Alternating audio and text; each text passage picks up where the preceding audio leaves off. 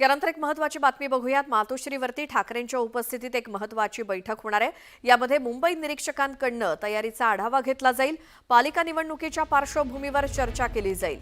पालिका निवडणुकीच्या पार्श्वभूमीवर या बैठकीला आज महत्त्व आहे आणि मनसेसोबतच्या युती संदर्भात सुद्धा या बैठकीमध्ये चर्चा होण्याची शक्यता आहे।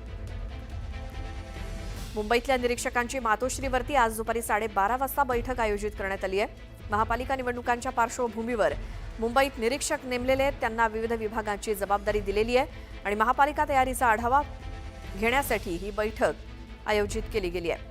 या सगळ्या निरीक्षकांना मातोश्रीवरती बोलावण्यात आलंय। आधी त्यांनी जबाबदारीचा आढावा, त्याचसोबत काही सूचना उद्धव ठाकरे या महापालिका निवडणुकीच्या दृष्टिकोनातून निरीक्षकांना सूचना दिल्या जातील। या संदर्भात माहिती घेऊयात। आमच्या प्रतिनिधी प्रणाली कापसे आपल्या सोबत जोडल्या गेल्यात। प्रणाली, महानगरपालिकांच्या निवडणुकीसंदर्भात ठाकरे गटानं तर जोरदार सुरुवात केलेली आहे, त्यासाठी निरीक्षकांना जे आज बोलवण्यात आले मातोश्रीवरती, त्याबद्दल काय माहिती?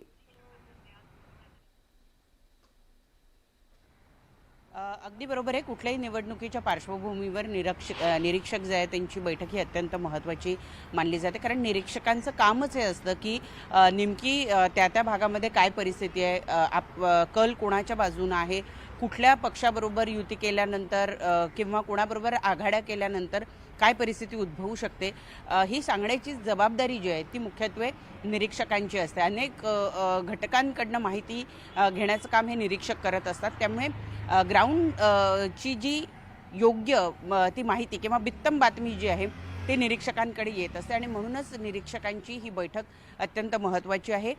मुंबई महानगरपालिका असेल किंवा इतर महानगरपालिका ज्यांच्या निवडणुका लागण्याची शक्यता आहे, या ठिकाणचे जे निरीक्षक आहेत त्यांना आज बोलवलं जाणार आहे। आणखी एक महत्त्वाची गोष्ट म्हणजे की गेले महिनाभर, विशेषतः गेल्या 8 दिवसांमध्ये मनसे आणि शिवसेना उद्धव बाळासाहेब ठाकरे पक्षाच्या युतीच्या संदर्भामध्ये ज्या काही चर्चा चालू आहे त्या चर्चांबद्दल लोकांच्या मनामध्ये काय भावना आहे, स्थानिक पातळीवरचे जे शिवसेनेचे कार्यकर्ते आहेत, पदाधिकारी आहेत, त्यांचं नेमकं काय मत आहे, त्यांना काय वाटतंय, या गोष्टींची सुद्धा माहिती या निरीक्षकांकडून घेतली जाईल। कारण केवळ महानगरपालिकेसाठी वातावरण तयार आहे का हे बघणं यांचं काम नाही आहे, तर स्थानिक पातळीवर नेमक्या कुठल्या कुठल्या चर्चा चालू आहेत, कोणाबरोबर गेल्यावर आपल्याला काय फायदा होऊ शकतो किंवा कोणाबरोबर गेल्यावर आपल्याला तोटा होऊ शकतो, याची सुद्धा माहिती या निरीक्षकांकडून घेतली जाणार आहे। त्यामुळं या बैठकीकडे अत्यंत महत्त्वाची ही बैठक आहे आणि त्याच्याकडे लक्ष ठेवणं अत्यंत गरजेचं आहे। साधारणतः 12:30च्या सुमारास ही बैठक सुरू होईल असं सांगितलं जात आहे। सोबतच मनसे आणि शिवसेनेच्या युती संदर्भामध्ये सुद्धा या बैठकीमध्ये चर्चा होण्याची शक्यता वर्तवली जाते।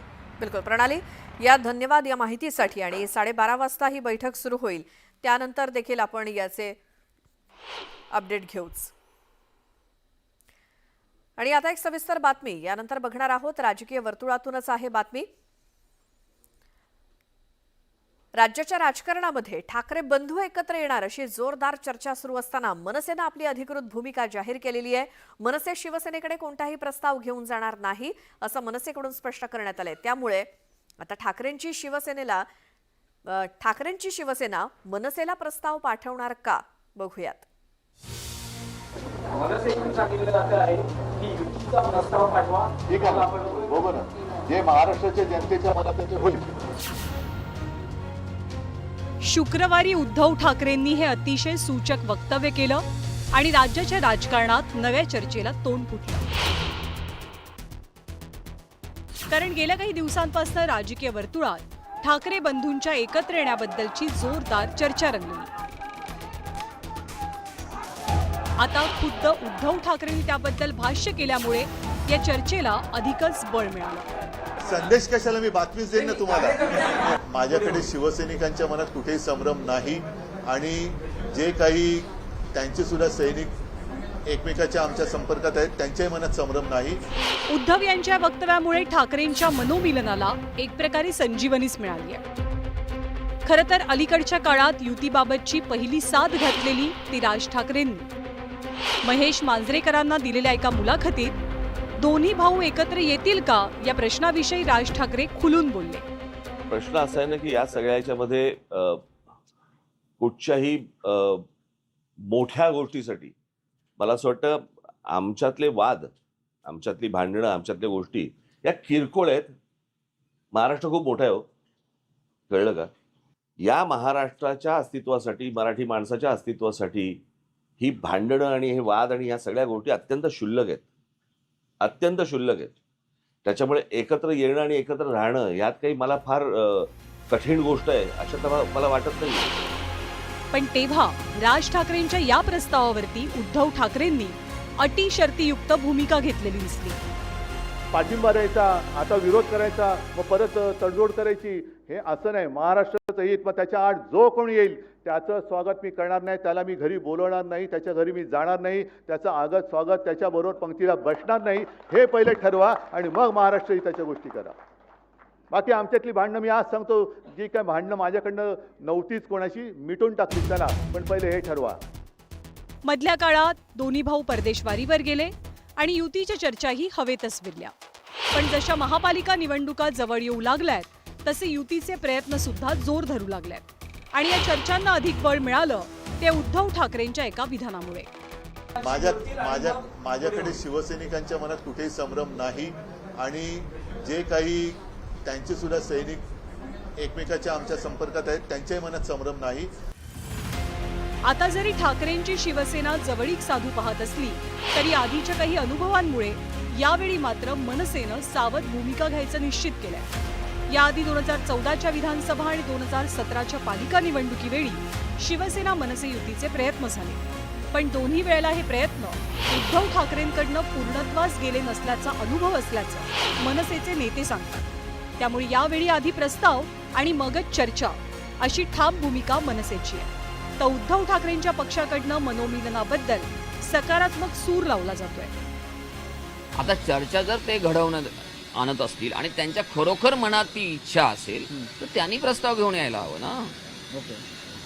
त्यामुळे तो आला प्रस्ताव तर त्याच्यावर नक्कीच सकारात्मक जो काही आहे तो विचार होईल आणि त्याच्यावर निर्णय होईल आणि राज ठाकरे साहेब त्याच्यावर नक्की काय सकारात्मक निर्णय घेऊ शकतात. सकारात्मक पाऊल टाकायचं आहे, तो मागे वळून पाहत नाही. आम्ही मागे वळून पाहत नाही, लक्षात घ्या. आम्ही अजिबात मागे वळून पाहत नाही, आम्ही भविष्य पाहतो. ते 2014ला काय झालं, 1918ला काय झालं, 1857च्या बंडामध्ये तुमचा विचार असा होता, 1622ला मग असं होतं. किती मागे जाणार आहात तुम्ही, किती मागे जाणार? आमची भूमिका स्पष्ट आहे की भविष्याकडे पहा.